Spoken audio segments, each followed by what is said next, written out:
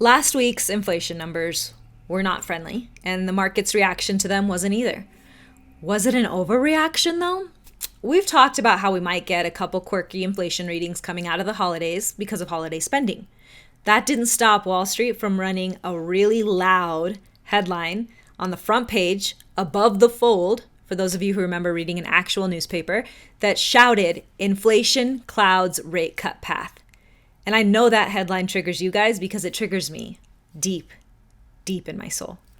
Let's dive into the reports to see if there is a deeper issue at hand that would warrant concern, or if it was just some skewed data and a subsequent temper tantrum in the markets that will calm down. Here's what I know. Inflation is proving to be sticky, especially in the services sector. We really need prices to calm down here, but the problem is that the services sector is less sensitive to higher borrowing costs. So think about this. The Fed really needs prices in the services sector to chill out so they can hit their goal of 2% inflation readings. However, the only tool they have at their disposal to calm inflation is interest rates, and interest rates don't really affect this sector. Prices in the services sector came in last Tuesday showing a greater increase than they have in the last 2 years. Now, I want to ask you guys something. Are you familiar with the term neutral interest rates? The Fed tries to manage how we spend money with interest rates. They use them to motivate or discourage us. Low interest rates rush us to car dealerships and to calling our realtors. Higher interest rates keep us at home pouting. But there's actually another option, a neutral Fed funds rate, a rate that lets us act naturally, of our own free will, if you will. That rate does nothing at all. It doesn't stimulate or restrict economic activity. The problem is, we don't actually know what that rate is. And when I say we, I don't mean you and me. I mean the Fed themselves. They don't know. They don't have a formula of predicting what rate will act as neutral in any given market at any given time. In 2012, they said they thought that the neutral rate was 4.25%, but then in the years that followed, they actually determined that the rate was 2.5% that acted as neutral. Currently, the Fed funds rate is 5.25 to 5.5%, just for reference. In March of last year, Powell actually told folks on Capitol Hill, honestly, we don't know what the neutral rate is. Long story short, I personally don't think that we can dismiss last week's numbers easily. Between the services sector, which is really like the ultra, uber, super core of inflation, and the ambiguity around what the neutral Fed funds rate really is right now, I think that this free fall of interest rates may have been celebrated a bit too soon in our industry. Not to say that rates won't come down this year. I do believe they will, but I've said this many a time. It's going to be gradually and it's going to be bumpy. So what's the play? We're noticing that every single house is its own market. So a little bit of a story time. A couple weekends ago, I had two clients, two families shopping in the 1 million to 1.5 million price range. Luckily, they found different homes they were interested in because it's really awkward when you have two people offering on the same home. Back in 2021, I actually had 3 borrowers make an offer on the same house, which just makes me feel shitty inside. And then the realtor calls and is like, I thought my job was hard, but you're in a really uncomfortable position. It was the listing agent as he was opening all the offers and then seeing the pre-approvals attached to each one. He's so funny.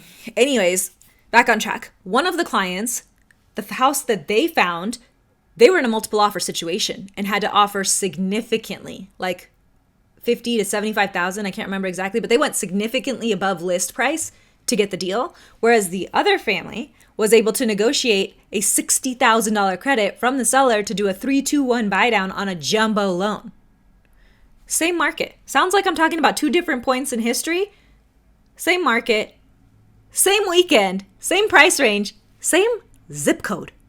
So every house is its own market right now. That's just the reality.